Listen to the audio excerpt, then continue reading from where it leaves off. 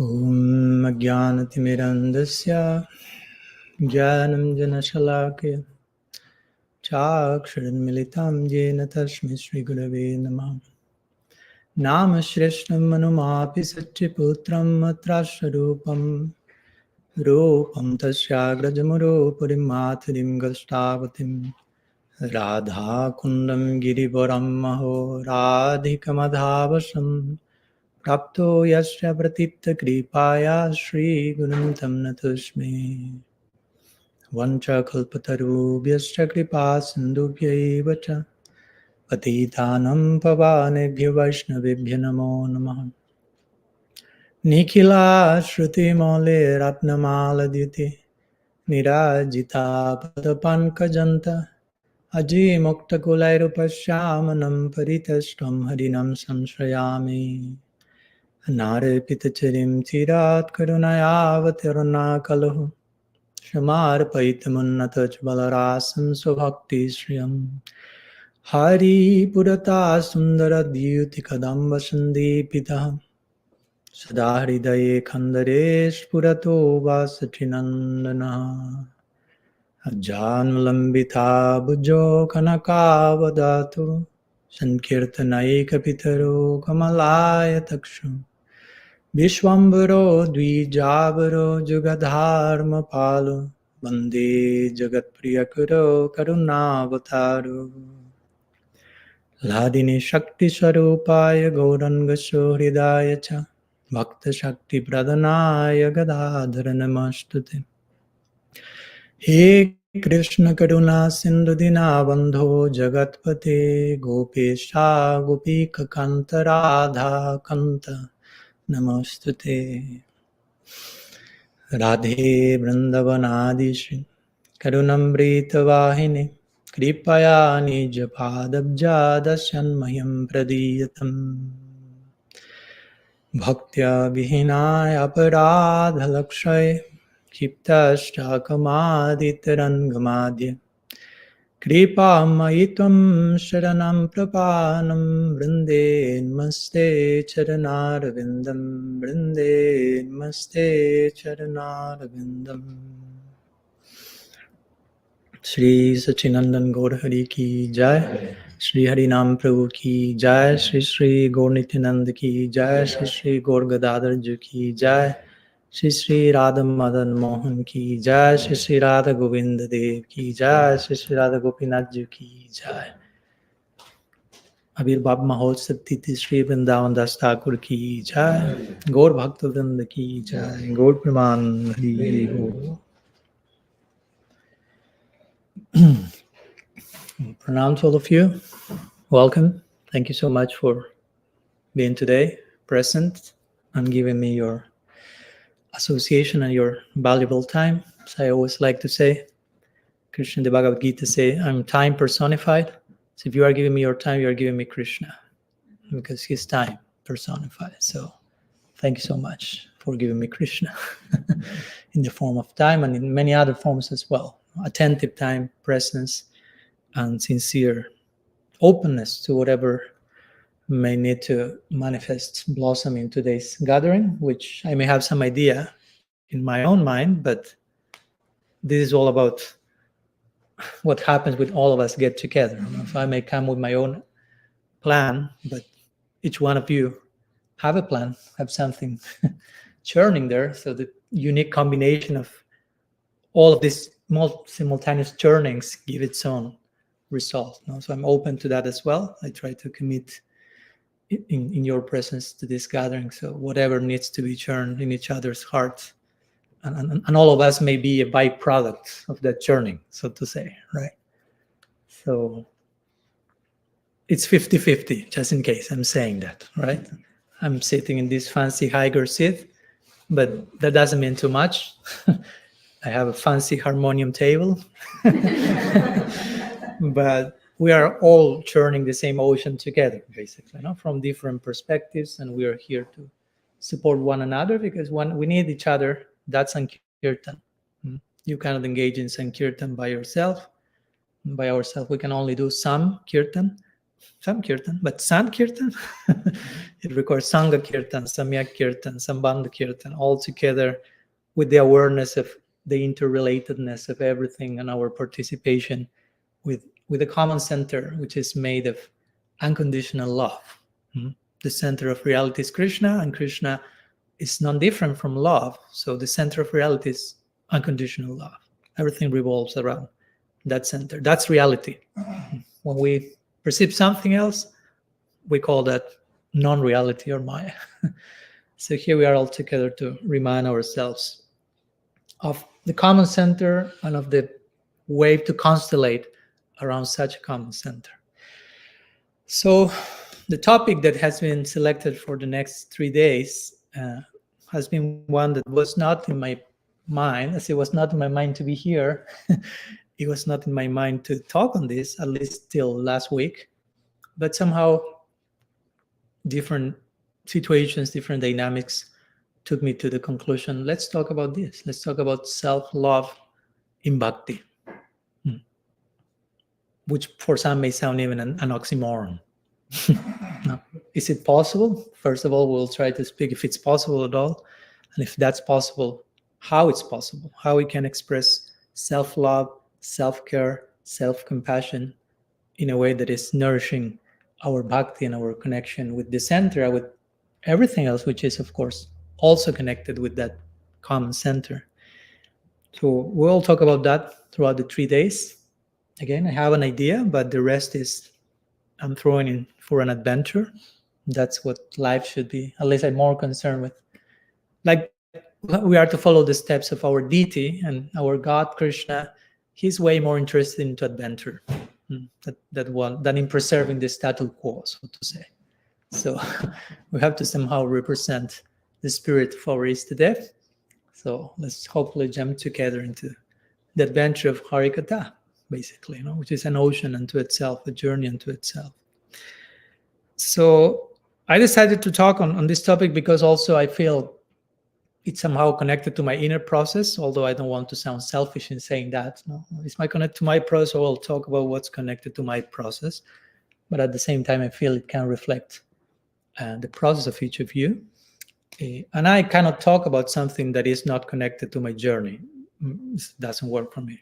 As I cannot write a book on something that it's not a chapter of my journey. I cannot just, Maharaj, please, can you write a book on this? If it's not a vibrant part of that chapter of my life, it's like, not yet, sorry.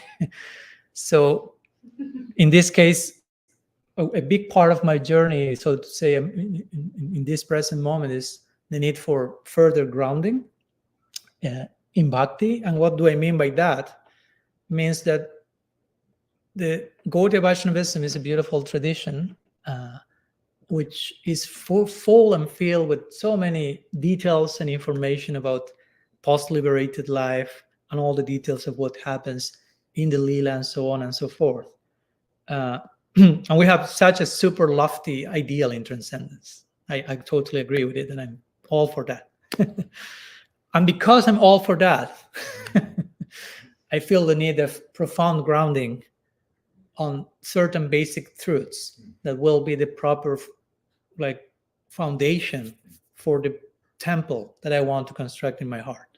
We all want to make this Mama Mandir, as Bhaktivinoda Thakur will say, temple in their heart. But what's the, how do you say in English? Foundation? Okay, what's the foundation of that architectonical project or whatever? No? So there has to be some grounding. And for me, in part, the grounding is we have to be able to talk about basic things in a very profound way. I prefer that way than talking about very high things in a very basic way. That for me is a dishonor to that reality. So because we want so badly that highest reality, we'll talk about very basic topics in hopefully in a very grounding way. So if we can speak so deeply about something basic, what to speak of how deeply we can talk about the highest reality. So hopefully we talk in a way that we are honoring our highest ideal and preparing the soil and preparing the foundation for a realistic project in Gaudiya Vaishnavism. And not that we embrace a lofty idea in transcendence as an escape from unresolved foundational issues as human, sadhakas, where we are today, here and now. So for me, that's very important. The way I put it in brief words, the way I want to relate with God, that must be reflected in how I relate with everything else. So I would like to serve and love Krishna in this particular way. That's great. But how somehow or other that loving dedication is being reflected in how I relate to other people, to the world of matter, and to ourselves even. So the quality of our attainment has to be reflected in how we relate to everything else. There's no way around it, at least for me. And that's how we are projecting our practice and our ideals in a sustainable, realistic way. So that's where I am at now, here now. And from that place, I feel the need to talk about some of these truths. I've tried to talk about that in my book on radical personalism on some degree of another, and somehow or other, this is kind of an extended reflection on that, because that's what happens. You write a book, and after you write the book, you start to enter into that anxiety of, oh my gosh, I could have said so many other things. And of course, you can write another book after. And that's how it works, basically. No? So we are writing another book. So part of that is also what we will be sharing these days.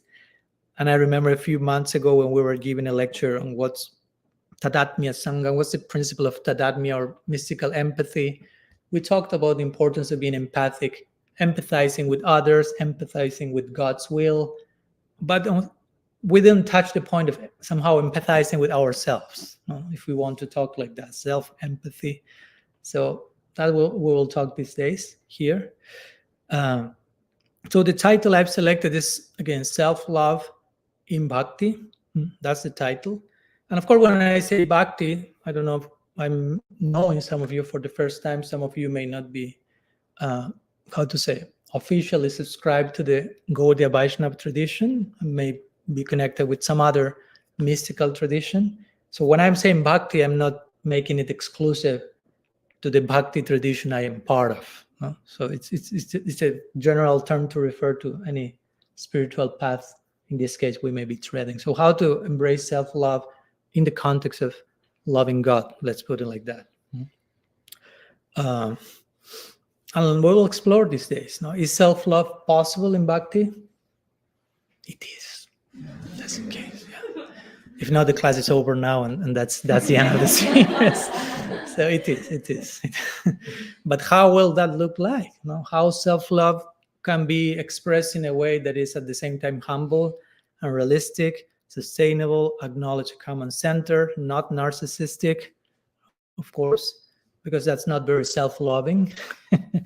But we don't want to practice self-love at the expense of bhakti, and we don't want to be in that practicing bhakti at the expense of self-love, because that can happen also. So we want to embrace a practice that is empowering, not disempowering, healing, not traumatizing.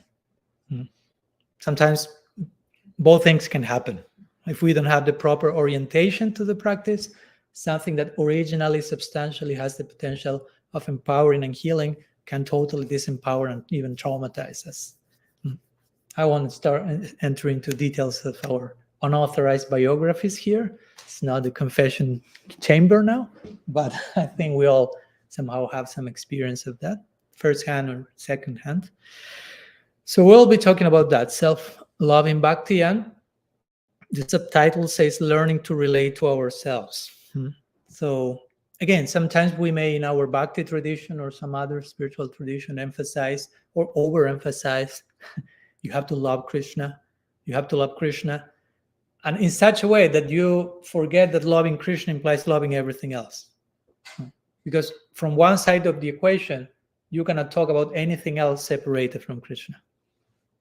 So if you love Krishna, you have to love everything else. If you don't love everything else, with all respect, you don't love Krishna. Like the other day, I was reading a few months ago, Bhakti Rasa posted one quote from Dorothy Day. I say that a few times. This idea was said by her in a very unique way, almost shocking, but very precise. She said, she was praying to God, and she said, "Oh my Lord, I only love you as much as I love the person I love the least." I will repeat it for better impact. Oh Bhagavan, I only love you as much as I love the person I love the least. In other words, my love for you has to be reflected all the way down to the person I love the least. Hopefully there is no person I love the least, but my point is, even to that point, the love for the center has to be reflected. Again, that's how the Shastra is saying. If you are the highest type of devotee, you will see Krishna everywhere. And if you love Krishna and you see Krishna everywhere, that means you love whatever you are seeing, whatever Krishna is manifesting, right? So, anyhow, the idea is trying to emphasize including that principle, and we are included in that principle.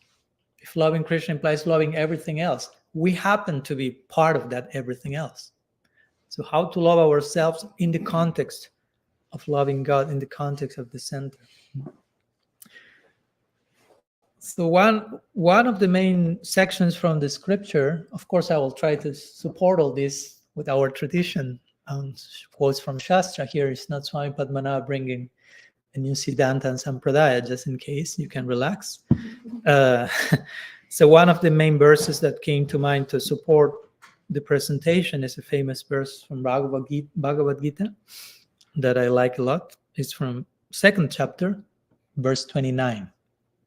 So before this verse, Krishna is describing the soul. Krishna is describing the soul, but in negative terms mostly, by saying what the soul is not. Because it's difficult to speak about consciousness. Because when you describe something, you tend to compare that with something to give a better idea. Like if you never heard about a mridanga, and suddenly you heard me saying the mridanga, you will ask me, what's a mridanga? And I don't think you will be even able to pronounce mridanga. No? What's that word you just said? And I have to tell you, I have to give you some point of reference. So I will say it's a drum. You know a drum? What a drum is? Well, it's kind of a drum. Unique, but it's a drum. But if I say, okay, I will talk about consciousness, about the soul, but the soul is categorically different from any other substance on the material sphere. So I cannot just give you an example from this world to fully describe what the soul is. So Krishna starts to describe the soul saying what the soul is not, denying all the possibilities that apply to matter in connection to consciousness. No, the soul cannot be burned, cannot be dry, it's not dying, it's not born, so on and so forth. And when he reaches the point of, okay, let's say something positive about the soul. No, let's not just be engaged in via negativa, no? Which basically means in Latin to speak negatively about something, what that something is not. Let's say what the soul is. So he reaches this verse, 229, where he pronounces the word ascharya 3 times. And ascharya means amazing. So what's the soul? Amazing. Amazing. Amazing. Basically, Krishna is telling, you are amazing. You're amazing, amazing, amazing. If you cannot get from that self-loving bhakti, I mean, I don't know from where you can grasp it. No? And that's not me saying that, that's the sweet absolute himself, no? Confessing his heart to us. So in this verse, very interestingly, Krishna says that some people consider the soul as amazing, some other people speak of the soul as amazing, and some other people hear of the soul as amazing. In other words, the idea is the soul is so amazing that whomever does something in connection to it is amazing. And then he says, interestingly, at the end, others, even after hearing about it, can't comprehend it at all. So again, the word used here is ascharya. It's translated here as amazing, but in Sanskrit, ascharya means many things, all of them connected with this idea of amazing. But I will mention a few others so we have a more clear idea of that. Ascharya can refer to wonder, astonishment, something marvelous, extraordinary. It also can mean shock. So it's shockingly amazing. And even miracle. Miracle. So you can figure out what Krishna is saying here when he says, you are Acharya. You are a miracle. You are shockingly astonishing. You're marvelous. You're extra. I mean, each one of us would like to hear our partner saying that a few more times today. When someone in this world will tell me something like that. But the most important thing is that the most important person is already saying the most important thing here. So the soul is shockingly marvelous. Wow, astonishing, extraordinary. You are a unit of wonder. Let's put it like that. The soul is a unit of awe and wonder. Acharya. You are a miracle unto yourself. If we properly understand these words, we won't get proud and arrogant and think I'm the center of the universe. Ideally, this will move us, humble us. This is Krishna talking to you, saying all these nice things to each one of us. So all this is summed up somehow in the word amazing, because you can imagine our acharyas, when translating this verse, they had to find one word, but all these other things are implied into acharya, amazing. You are amazing. The soul is amazing. So in the main commentaries, today I was reading Guru Maharaj's commentaries, Lenaraj Maharaj's commentary to this verse, and he was saying that. He was saying, the soul is so amazing that this verse here is saying that whomever considers the amazingness of the soul is amazing. Whomever talks about the amazingness of the soul, does that word exist? Amazingness? I mean, you understand what I mean. So whomever considers the amazingness of the soul is also amazing. Whoever speaks about that is amazing. If you hear about the amazingness of the soul, you are amazing. We are doing all that now here, so we are all amazing. Again, not by our own merit. Again, this is not just a promotion to feel better than anyone, just to celebrate the fortune of contacting the amazingness of who we are. We are not our own creation. So there's no reason for becoming proud about who I am, because it's not that I've created myself. It's just discovering the miracle of my existence by Krishna's grace. So for me, this implies self-love in bhakti, in brief. To learn and acknowledge our amazingness. That's self-love.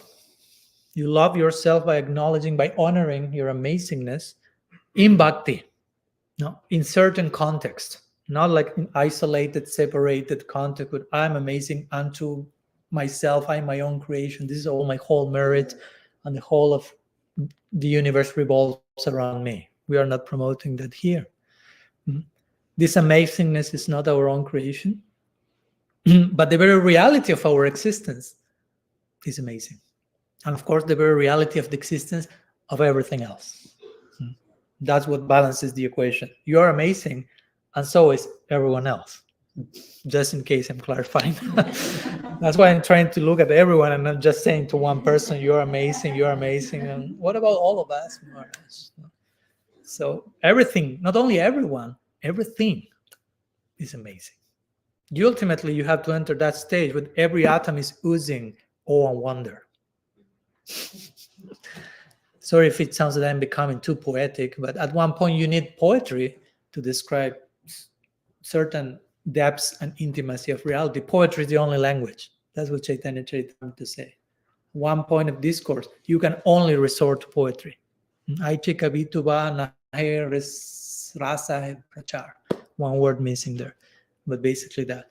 When talking about the higher things, poetry is the only resource. So again, everything is gifted with amazingness. So in that sense, everything is amazing. In that sense, all of us are invited into a journey of, in Sanskrit will be chamatkar, wonder, astonishment. And try to imagine, Brahma Samhita says, in every atom, God is fully present. Try to think about that for 10 seconds until smoke starts to come here. And that's not something to think about in one point. You think about, you make all your faculties collapse, and then you open yourself to another form of revelation and interaction, basically. However, the Bhagavad Gita verse that we are talking about says about all this amazingness, perhaps there is something that is even more amazing than all this, and it's the fact that most of us cannot see how amazing we are. Interestingly, Krishna concludes it like on a sad, compassionate note. Like, this is so amazing, but perhaps more astonishing is that most people are not aware of this. They live their lives completely unconscious of their amazingness and everyone else's amazingness by extension. So we have to do something about it. Because many times, instead of seeing our amazingness in a healthy way, we perceive ourselves probably in two ways. I mean, many, but probably two. One, trying to see myself as amazing, but without contacting the soul, the real amazing thing, and seeing myself separated from everyone else. And I try to be amazing by myself, but not understanding everyone is already amazing. So that throw us into a like exhausting struggle. No. Trying to be amazing, trying to perform amazing, so to say, while you're already amazing. And Krishna already loves unconditionally that amazingness that you are. No need to earn Krishna's love by becoming amazing, by doing some performative feat and blah, blah, blah. Even in the context of sadhana bhakti. No need to become a superhero in Krishna consciousness. So that's one way we can try to be amazing in a toxic way. And another way is just basically we conclude, I'm not amazing. I'm unamazing. I'm unworthy. I'm ontologically flawed. I'm unlovable. Many of us, unfortunately, are convinced about that. Consciously and unconsciously, we may walk our life thinking, I'm not enough. I will never be enough. And so on and so forth, instead of connecting with the amazingness of the soul. And in both cases, again, we are seeing ourselves disconnected from the center. We are seeing ourselves as isolated units, like dualism, separatism, fragmented consciousness. What we see here ourselves and everything else somewhere else, where everything is actually perfectly integrated. What's your name? Shayna. Today we were talking with Shayna before, and she mentioned these beautiful two words: interconnectedness and interwoven. So everything is interwoven and interconnected. And I was like, yes, that's a trailer of today's lecture. Beautiful. When we lose sight of that connection we have with everything else, and we see ourselves from a separate I, sense of I, that becomes toxic. That's why you use the word, we can put it in this way. What's the difference between illness and wellness? One begins with I, the other begins with we. So when you just think in terms of I as a separate unit from the we, that's illness. When you understand we are integrated as a common whole, non-separated in one sense, that's called wellness. And this is not just grammar, of course. So anyhow, based on this Bhagavad Gita verse 229, I think we have scriptural proof that there is possibility for self-love in bhakti. There's a way of seeing ourselves as amazing in a legal way, not transgressing our teachings, our teachers. And on the basis of this verse, I will try to unfold a main thesis throughout these 3 days, which is basically the following. Some of us, or most of us, are practicing bhakti. And bhakti means basically, let's say, loving Krishna, to put it simply. And one of the best ways to motivate our loving Krishna is to realize Krishna already loves me. So Krishna loves me, and I would like to love him. And to love him means to love whatever. To love someone means to love whatever is connected with that someone. Prabhupada will put in the words, if you love me, you love my dog. So if you want to love Krishna, you are supposed to love whatever is connected with Krishna, and everything happens to be connected with Krishna.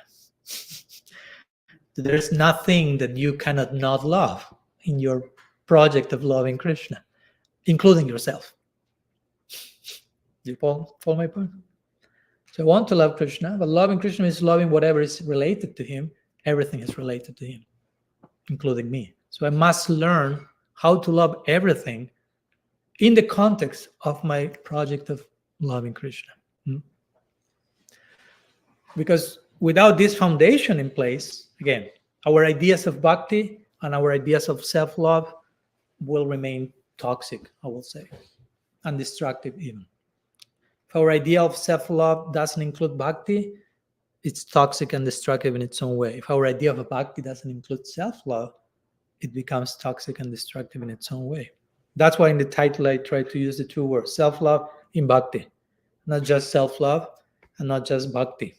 Although the two should include the other, but just in case we need to clarify. Like what sometimes Prabhupada will say, a bona fide guru. And it's like, sorry guys, I have to use the two words, but actually to say guru should be enough, because a guru has to be bona fide. If not, it's not guru. But there is so many misrepresentations that we need to add bona fide guru. So when we say self-love, ideally we should think, oh, bhakti is part of that. And when I say bhakti, we should think, well, self-love is included in that. But just in case, we have named the series Self-Love in Bhakti. Because the two of them balance each other. We don't want bhakti without self-love. We don't want self-love with bhakti. And just to make this point more clear, I'd like to analyze next, and you will help me hopefully with this, some of the consequences of accepting one without the other. Some of the consequences of accepting bhakti without self-love, some of the consequences of accepting self-love without bhakti. What can happen? Where we may end. So let's begin with bhakti without self-love. Let's begin where most of us begin. Sometimes we may practice bhakti, but without any consideration of self-love, as we have explained so far, as we'll continue to explain. But just loving God, serving Krishna, surrendering to Guru, whatever, but no self-love whatsoever. So I'm all ears. Neglect of our needs, material needs. Okay. Neglect of our material needs. I'm repeating because I'm streaming live here, so just for the people who can listen. Hardening of the heart. Hardening of the heart. Thank you. Yeah, we are supposed to melt the heart.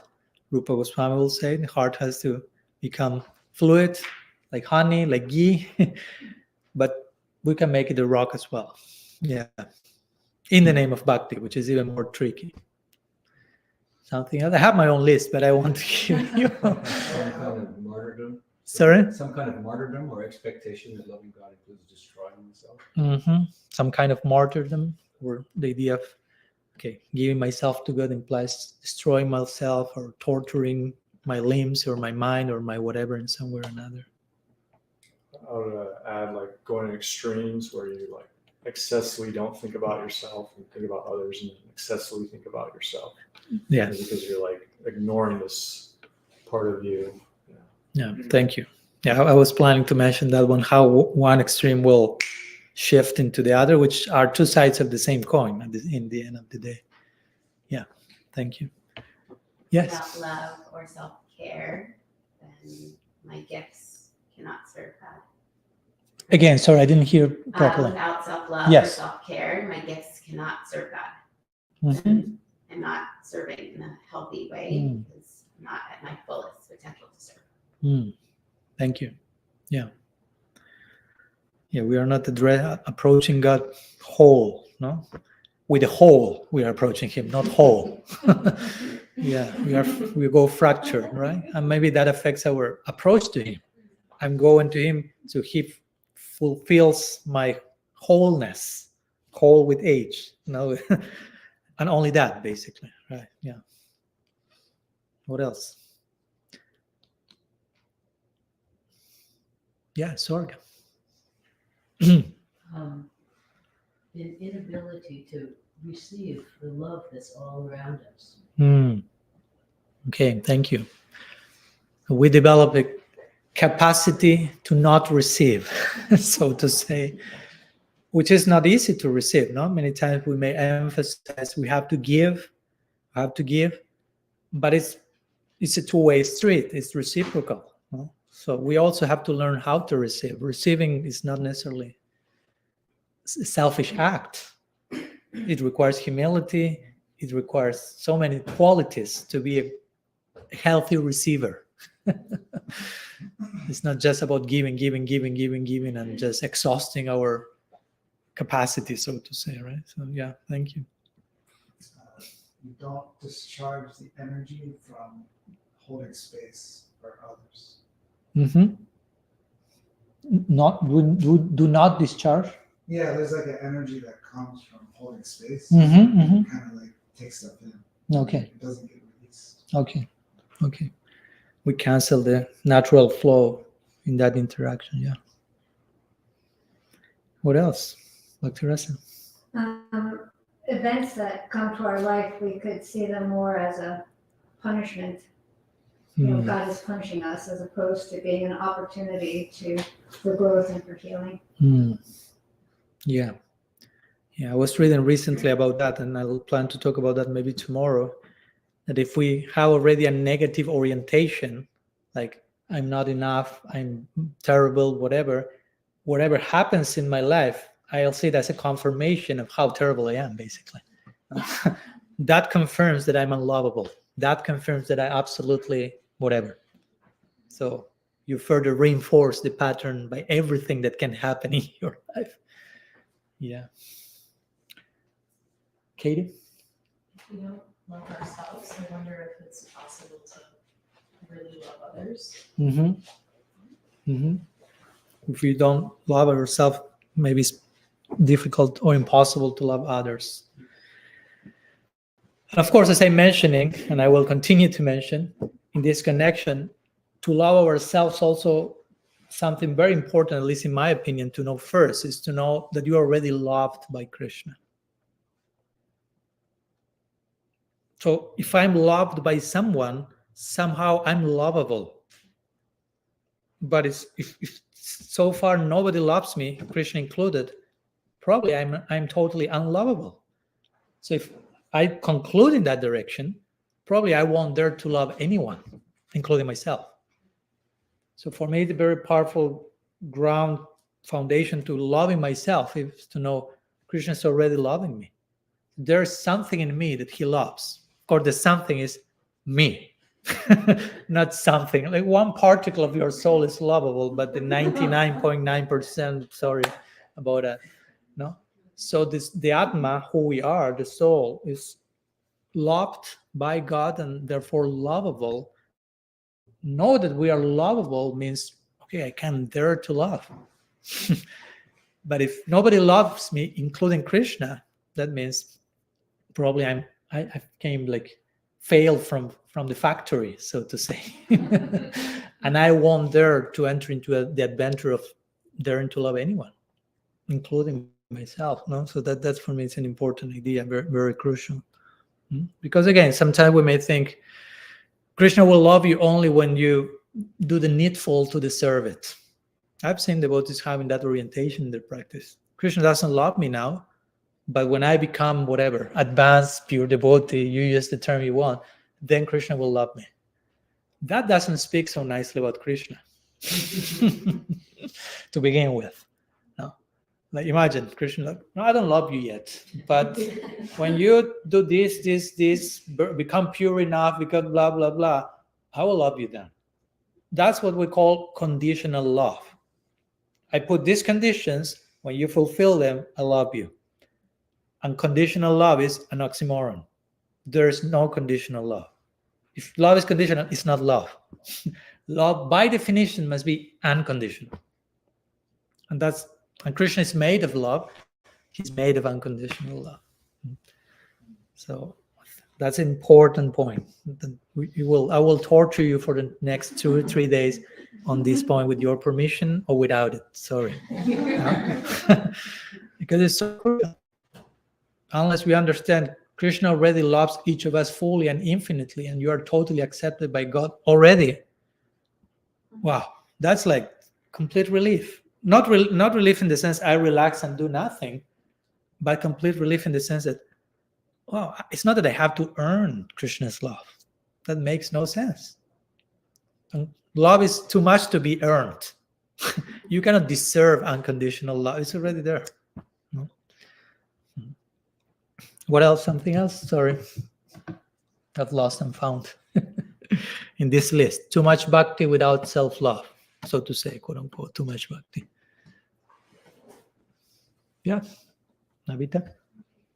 So maybe when we approach to bhakti or this process of mystical awareness or to evolve, we miss the point to love ourselves. Sorry.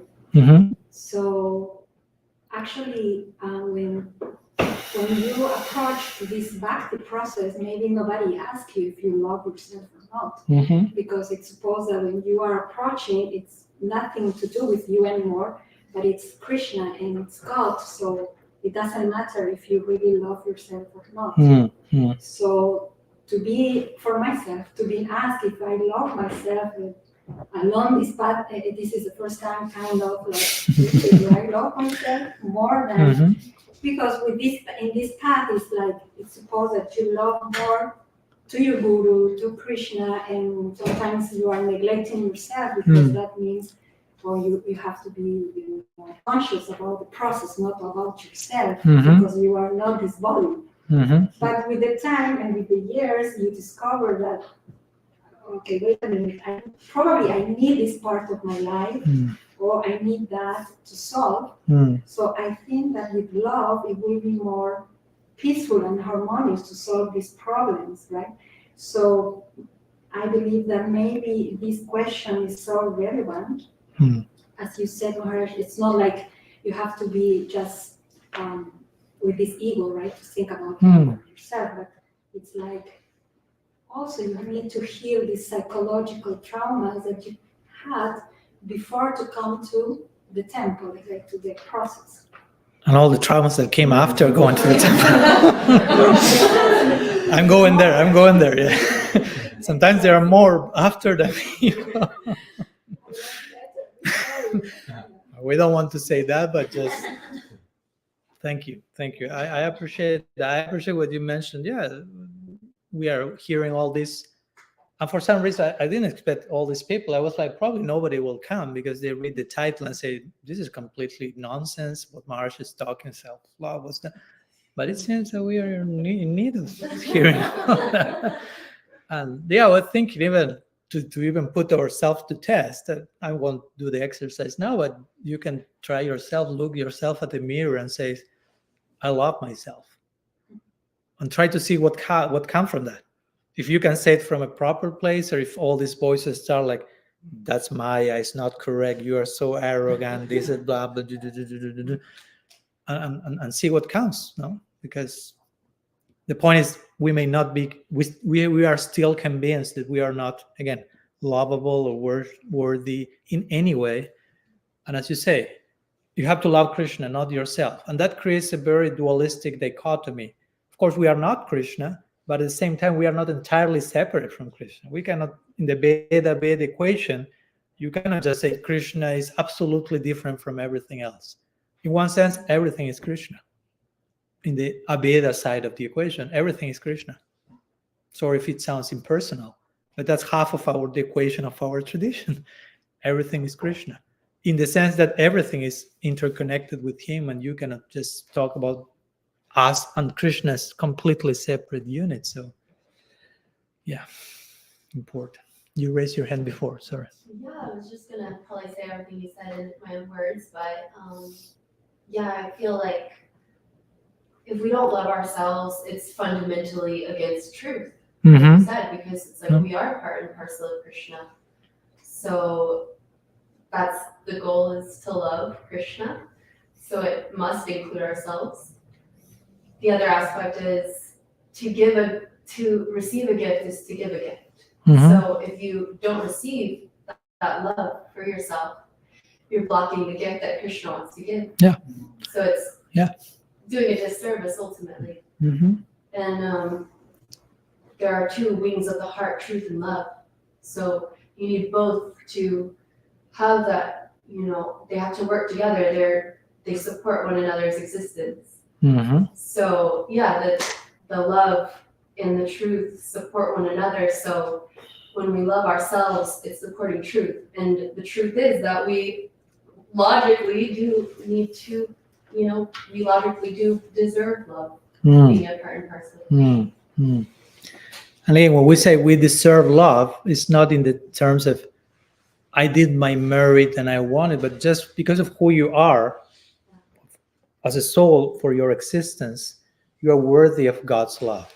It doesn't mean like I have to do this, and acquire this particular, like, I don't know, like labels. Okay, now I deserve Krishna's love.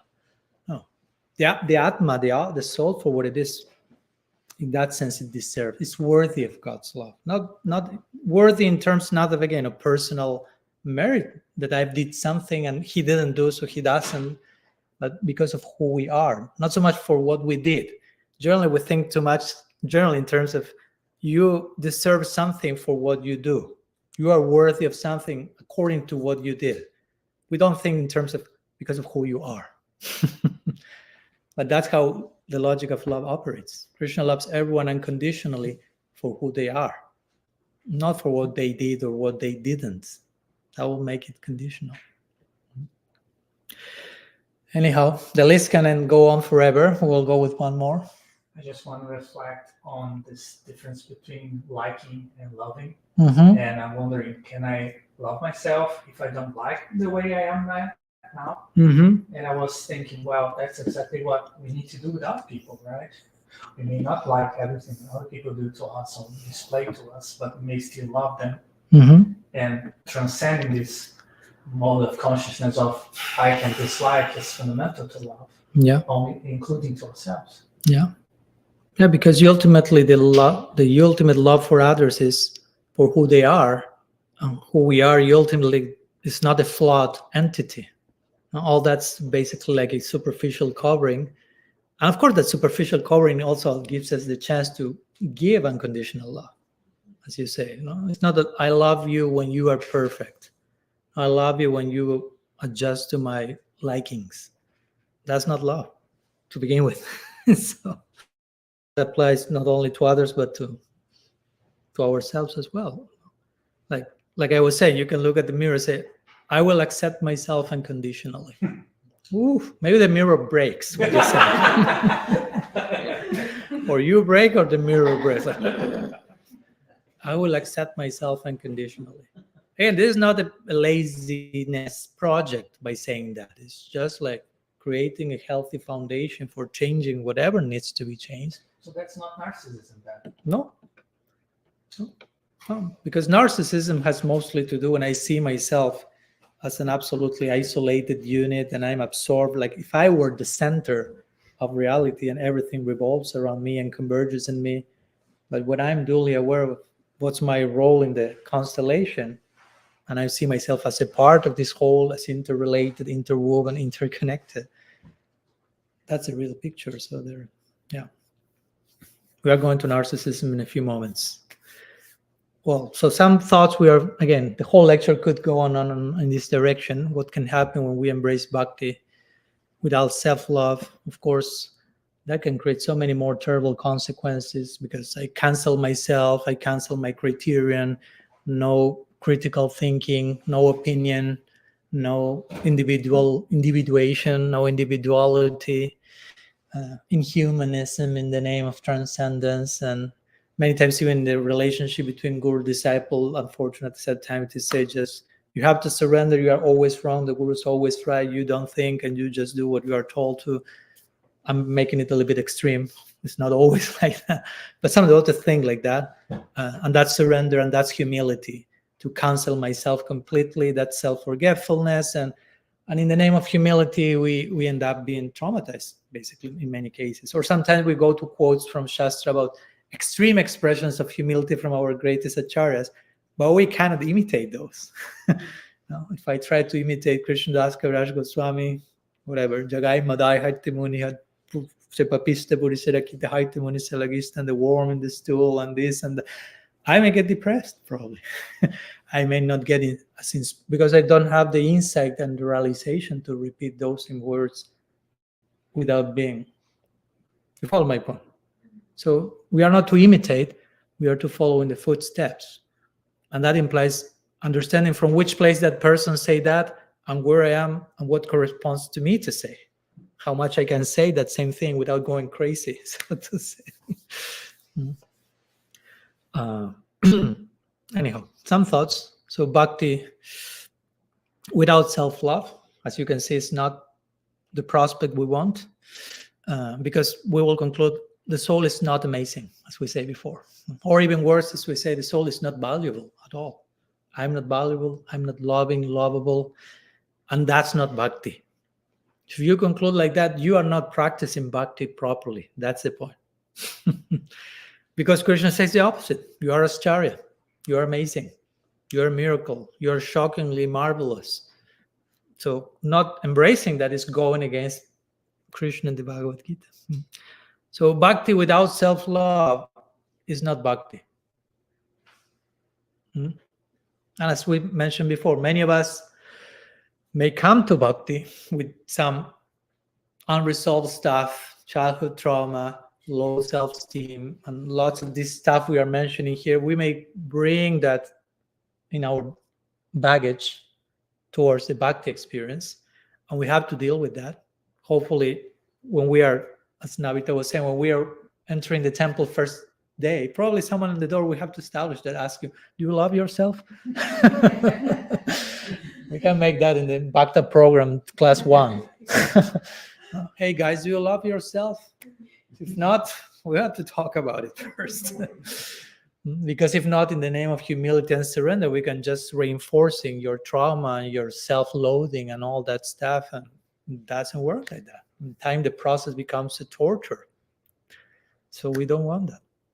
Or as we say, some of us do not come with that baggage to the bhakti process, but acquire it surprisingly after joining in some level. You come with a relatively healthy self-esteem, and someone will tell, that's false ego, Prabhu. No, you should be humble. You should think bad about yourself. That shows that you are closer to Krishna. Okay? Things like that. Unfortunately, I mean, I'm somehow, it seems that I'm making it extreme, but I'm giving a curated version of it. So that's how I interpret what Vishwanath Chakravarti calls bhakti-yuta anarthas, which are anarthas that you didn't have before bhakti, but you acquire after bhakti.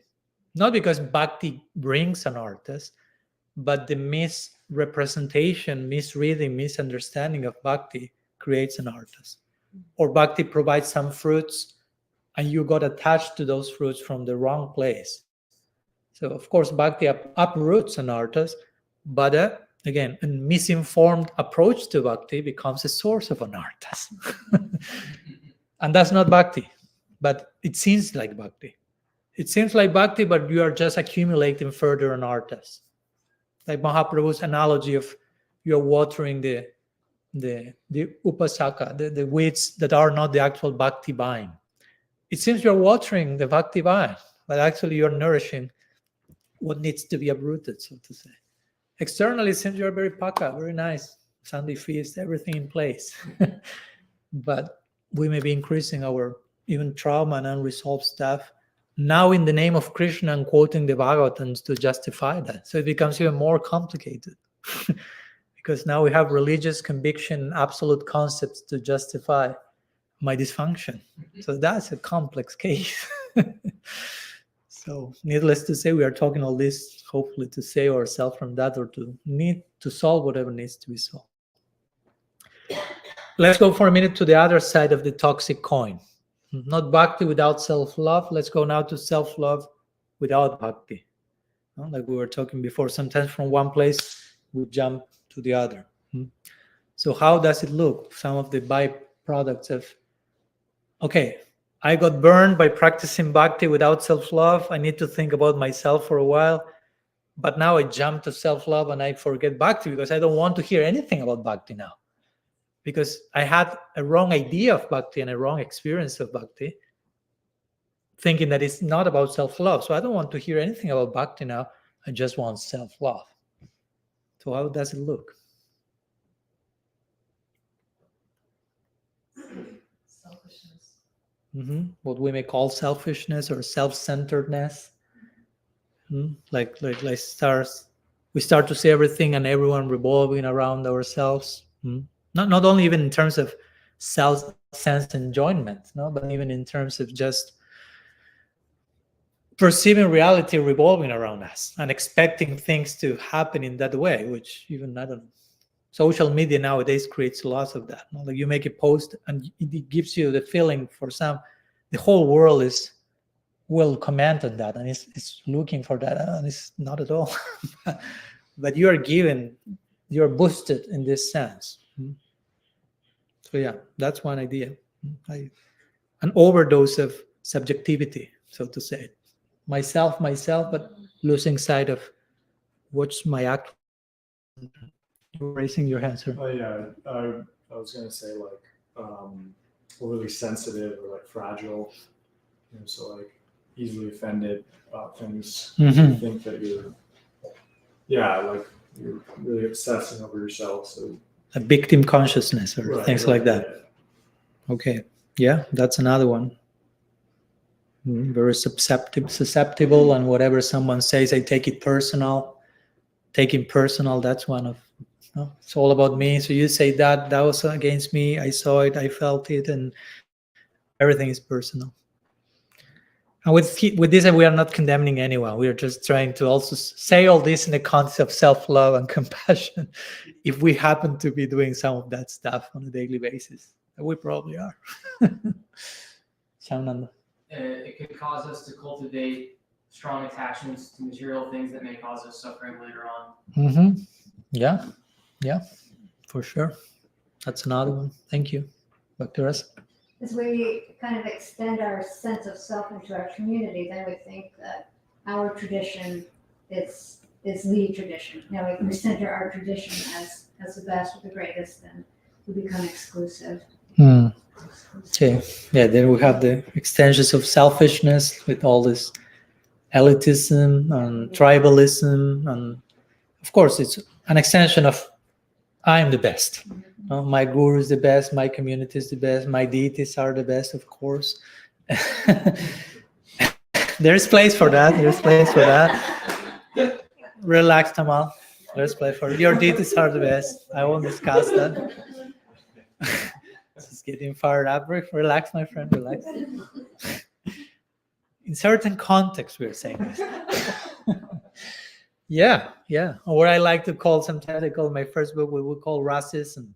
Also, you become not racism, racism. You become racist in the context of rasa. No? My rasa is the best. No? This relationship with Krishna is the highest. Only this. Any other rasa is. No? So that's racism. No? Which again, all that are like extensions of this selfishness. Like whatever is better for me is the best. It must be of universal application. Or other traditions, I always like to recall what Krishna Das Kaviraj Goswami says, like every devotee thinks that their relationship with Krishna is the best and everyone is correct. That's it. There's no place for all this nonsense that we are talking about here, but that can happen. Now, as we mentioned before, also another option will be narcissism, which just is like a more entangled and complex version of self-centeredness, to the point that you really cannot be empathic with anyone. There's no experience of what other person is doing because it's all about yourself to the utmost degree, so to say, right? Losing sight of the interconnectedness between everything and everyone. And we try to live an impossible life, so to say, a life that is not actually real, That's what we call Maya, basically. When you say you are in Maya, actually, I mean, first of all, you shouldn't be saying that to anyone. But the meaning of that is, I lost sight of how everything is interconnected, and I'm relating with myself or others as isolated units. That's illusion. That cannot be. But I'm insisting that it is. No? What else? Oh, yes. There's also a block. It's only self-love, and there is no love for anything or anyone else. Then the flow of love is not there. Yeah. And therefore, there is no love for us either. Although we call it only self-love, that's not very loving to the self either. Because the self is, again, it's not separate from everyone else. Yeah. Thank you. Target? Without bhakti, we can be cultivating false identity. Mm-hmm. Completely, a complete false identity. Is this the process of bhakti that is allowing us to dismantle false identity? Mm-hmm. So if we're trying to just love ourselves without the process of bhakti, Mm-hmm. we're highly putting ourselves in that situation of false identity. Okay. Yeah. Fostering a false sense of identity, which we can do with bhakti without self-love. No? So the interesting thing is, some of the things that happen with one side of the coin happen with the other side of the coin, because at the end of the day, there are two sides of the same coin. Yeah. You're raising your hand. Yeah. Yeah, lack of gratitude. Lack of gratitude. Thank you. That's a good one. Yeah.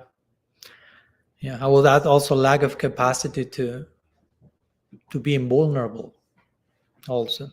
And to be empowered by the vulnerability that comes from that, lack of capacity to beg forgiveness and to hold myself accountable. If it's too much all about me, self-aggrandizement and entitlement and all these type of things. So, yeah. And all this is about remaining human also, no? Remain accountable, remain forgiving. Compassion is about remaining human. So too much self-love goes against our own humanity, so to say. What is that really, self-love? That's a point.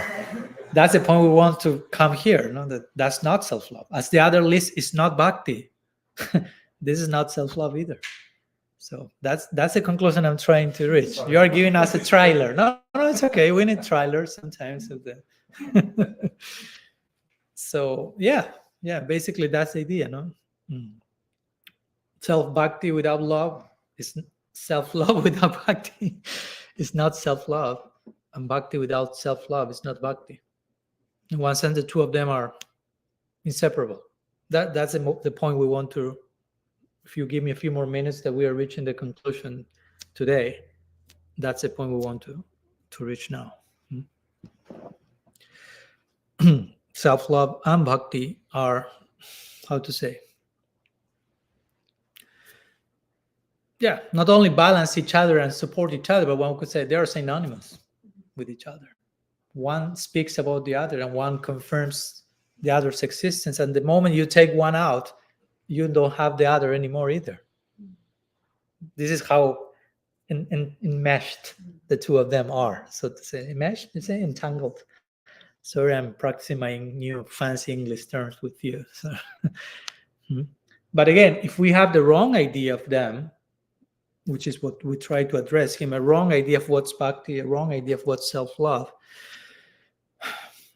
As I said before, I may be practicing bhakti without self-love till I got burnt out. And then I don't want to know anything about bhakti because I feel, no, bhakti increased my trauma. So that bhakti is a cult. Those guys are completely whatever. But no, it only means that you got the wrong notion, the wrong sambandha, the wrong definition of that. And the same with the opposite. If you live bhakti with that idea and you run to self-love, probably you will commit the same mistake and define self-love in a wrong way and we are seeing now the consequence of that. So running from you are going from one misunderstanding, not to other misunderstanding, but to the same misunderstanding from the other side of the coin. You follow my point? So in one sense, we are not going to the opposite side, although we think that, oh, I got burned with this bhakti stuff, I'll go to the opposite side, to self-love. No, you are remaining in the same place, stuck, just tasting different varieties of the same poison, so to say. Because you keep the wrong idea about all of that. Wrong idea about bhakti without self-love, wrong idea about self-love, not including bhakti. So basically here we are trying to hopefully share some ideas that may give us proper understanding of what is what. Because that's Sambandha. If you don't have a clue what is what, you act on the basis of what you think reality is. So if your orientation to reality is misdirected, practice life will be misdirected and the fruit will be bitter, unfortunately. So we see that a lot. I mean, I've seen that in our community, to be honest. Many devotees, unfortunately, embracing the practice of bhakti from a traumatizing place, traumatized and traumatizing. And at one point, it's like, so where is he? Completely disappeared, unfortunately, because he got burned. And he didn't receive nobody asked him on day one, do you love yourself? So to say, this type of basic things to ground our humanity. So, and again, many of us probably have a taste of both of them. Many of us have had an experience of some expression of bhakti which is not very human and sustainable or connected with self-love, or some attempts to self-loving ourselves which were not very sustainable either. So here we are trying again to reach some synthesis of the two, because again, if not, that can be really traumatizing. In the name of bhakti, we can just increase trauma without knowing it, and that's not the idea. The idea is to heal, and the idea is to grow, of course. That's why you're calling self-love in bhakti. So both balance each other. Now, Krishna in the Gita 6th chapter says yukta hara viharasya yukta chastasya karmasu, and so on. He says everything should be yukta or balanced. No? Whether you're eating, you're sleeping, your recreation, everything should be balancing. Everything should be balanced and balancing each other. So if you have self-love and bhakti, that should be expressed in a balanced way. Not too much bhakti without self-love, not too much self-love without bhakti, but a proper synthesis. Not canceling one another, but nourishing one another and showing how they are not one another. Again, as the toxic versions are two sides of the same coin, the healthy versions of bhakti and self-love are two sides of the same coin as well. They're not two separate coins either. So basically, that's what I want to share today. Sorry if I extend myself a little bit, but I appreciate your presence and attention. So thank you for tolerating me. And just hopefully you can leave today's meeting with this idea clear, how bhakti and self-love are inseparable and one is part of the other. So there's no need to pick one, reject the other, but there's a need to understand how one includes and integrates the other, how the two are synonymous. We are, in that sense, we need a more integrative bhakti. Let's call it like that. Integrative, holistic bhakti. Holistic bhakti. Holy bhakti. Not holy only, but holy with double. Whole and holy, the two of them put together. We want holiness. Not only wholeness, not only holiness, but holiness. That's the ideal of this integration. So that's it for today. Tomorrow we'll have a continuation for this series. It will be like a 3-part, although I will try to give the lectures in a way that if you just can come to one or the other, you understand what I'm talking about. But it will be kind of a further unfolding of other things connected. So tomorrow we'll be talking about how this balance of self-love and bhakti takes place.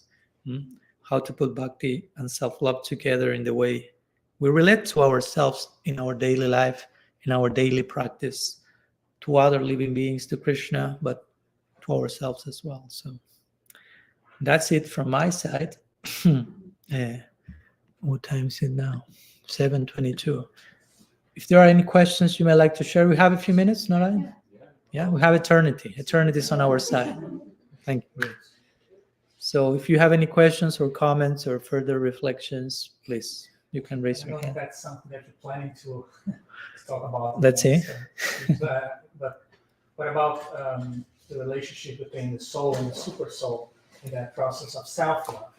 Because you will focus a lot on how we love our soul. But what about super soul and the role of the super soul in this process of developing self-love? I mean, the karma of the realization.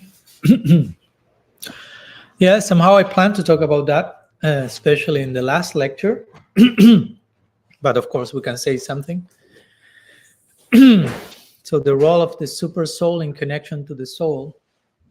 Of course, super soul is another way to refer to God, basically, no? Because sometimes also, again, part of the chapter I'm in now is I'm trying to remind ourselves, when we say Paramatma, and when we say Krishna, when we say Narayan, we are talking about the same guy, right? Yeah, they are not different people.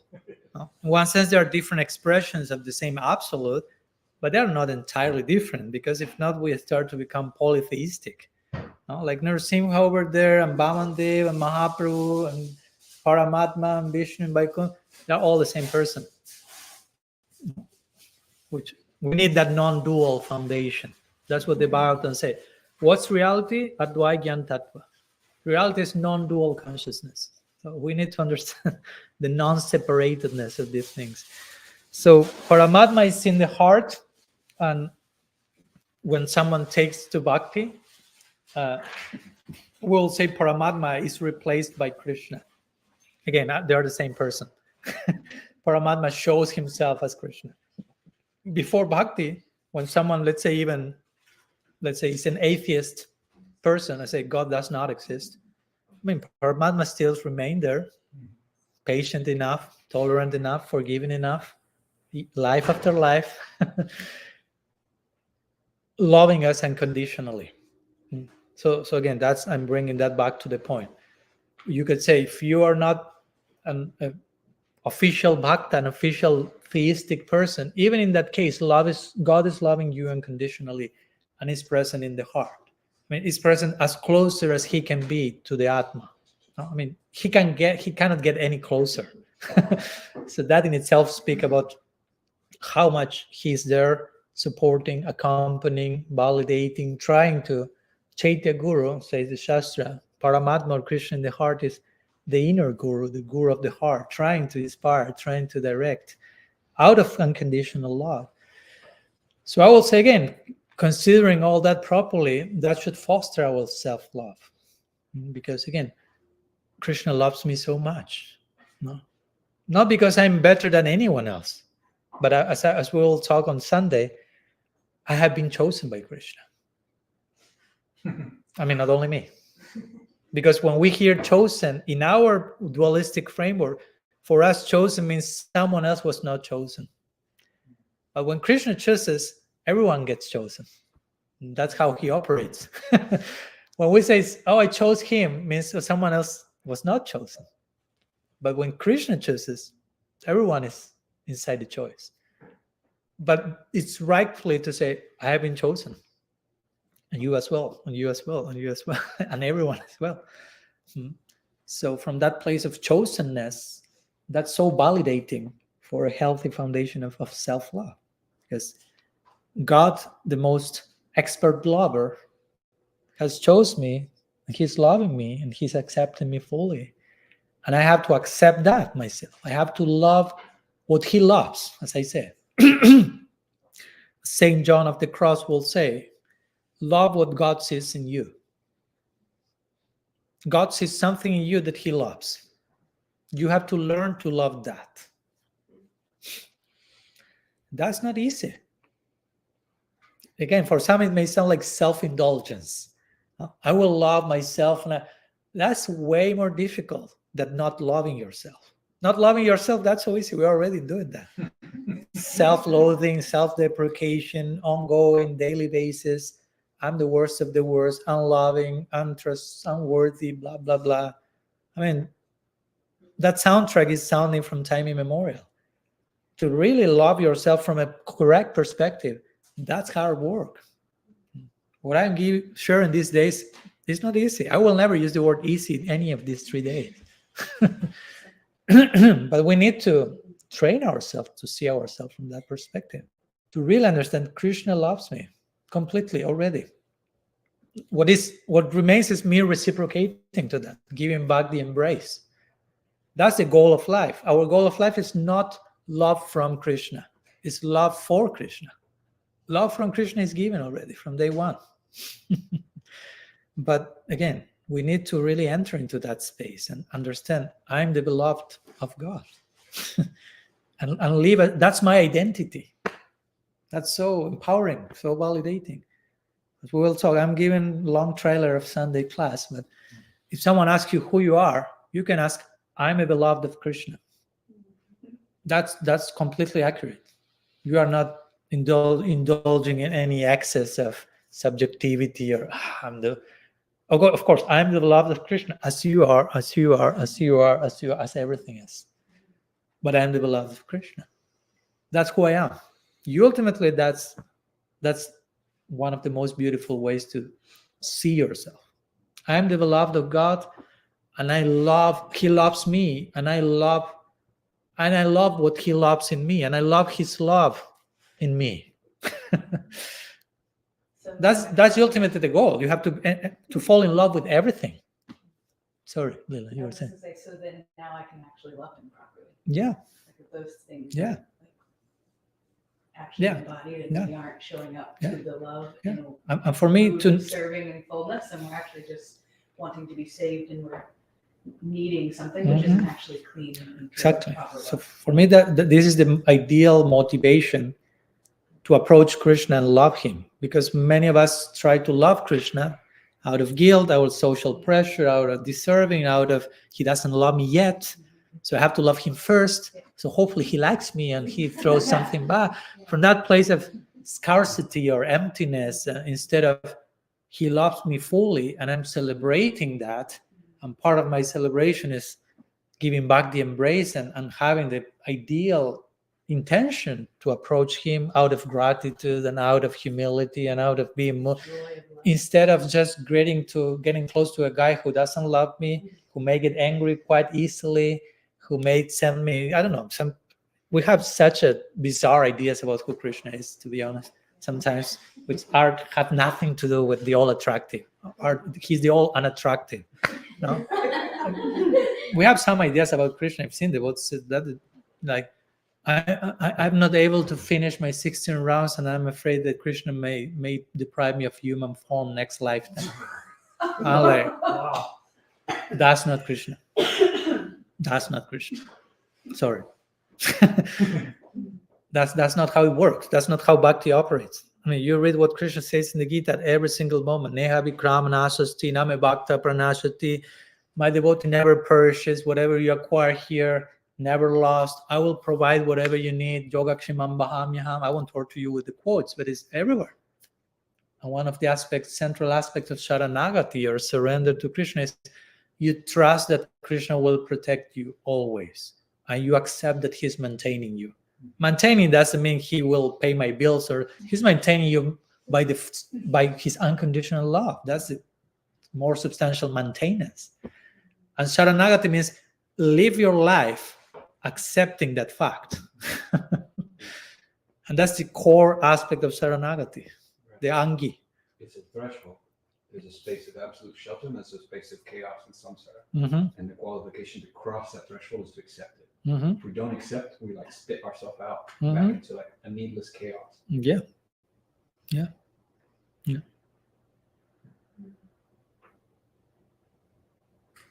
So I don't know if that makes sense. Yes, sure. Something. It's a train of thoughts. Yeah. Again, we are working together here. Yeah. Yes. maybe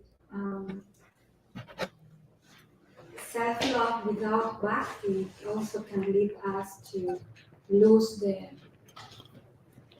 purpose of our existence. Mhm. You know, like Atma itself, you know, has an activities, transcendental and spiritual activities. And because we are covered, we don't see the Atma. And so and it's covered, so we need a process to see our real self. So bhakti is that process that helps us to see our real self. Mhm. Because actually, if nobody knows how to approach, right? If you don't approach through the bhakti, then it becomes what you're saying.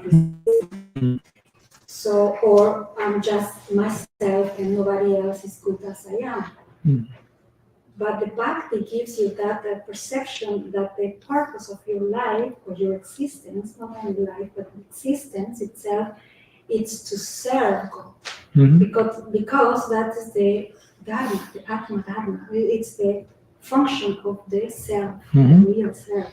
Yeah. So I think that bhakti, self-love without bhakti can make you be more, as she was saying, cultivating more this bodily conception. Mhm. It still is in the mind, it still is in the psychology, but you didn't touch the atma really. Mm. So as Srila Prabhupada would say, we don't know how to love, although we are speaking a lot of I love you, I have to love myself, but actually we don't know unless we connect with the supreme love. Mm.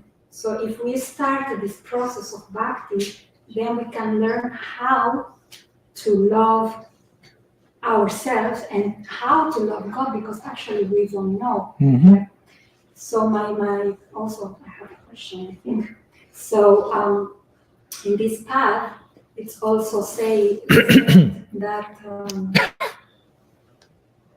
because you don't know how to love, then you accept a person who knows how to love, and that is the guru, the bona fide guru, Mhm. who helps you to develop your love. Mhm. The love that already exists in you because you are made of love. Mm. But because you are in this maya, in this body, so and in this mind, so you don't know how to go through that. But the guru, with the torchlight of knowledge, will help you to get there. Mm. So also to just think of I have to love myself also means that you have to accept some another authority who is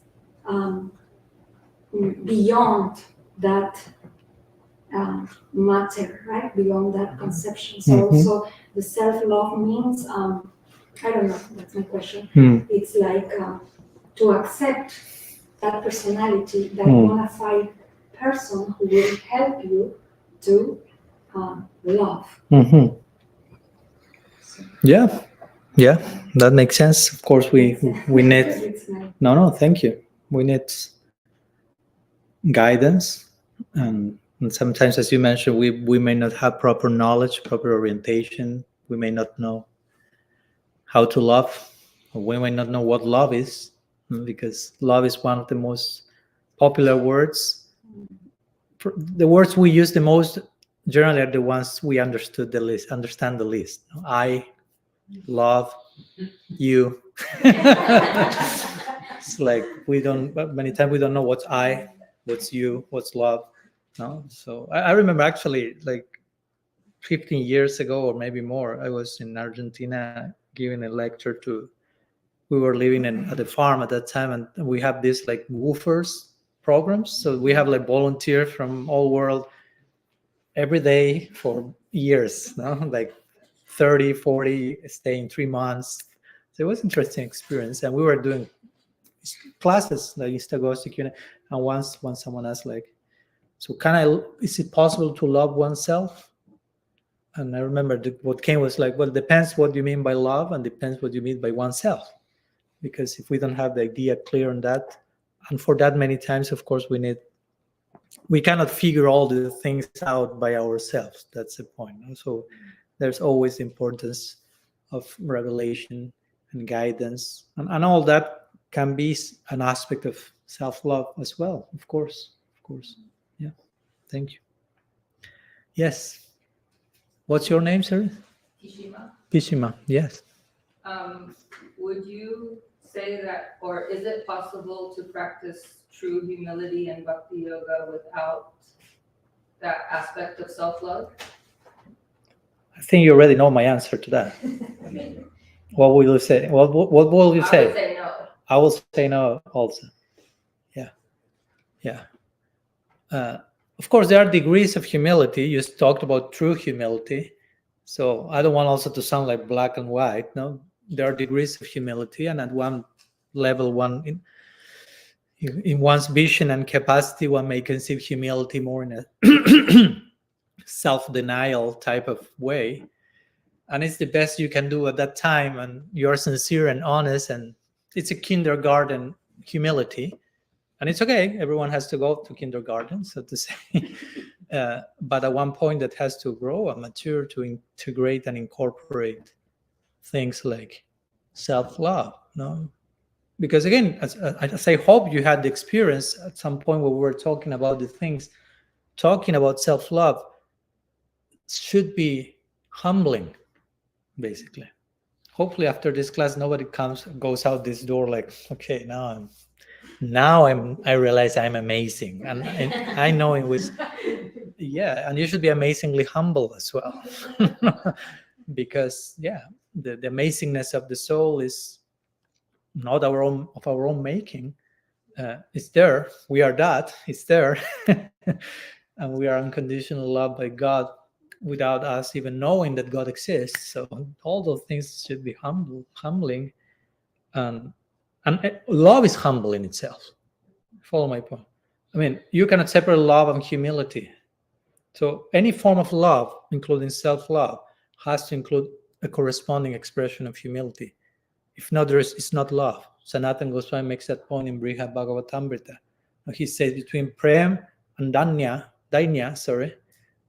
humility and prem. He makes like the two are synonymous. The more you have one, the other increases. The more we have the other increases. You have more love, there is more humility. The more humility, the more love. The two of them act as cause and effect of each other, he says. No? So he makes this like marriage between love and humility. You cannot separate them.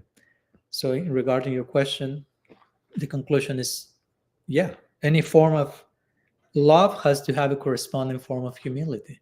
So humility without self-love, how much that is humility.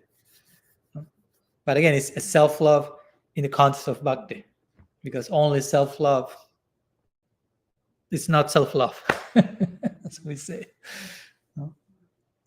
Yeah.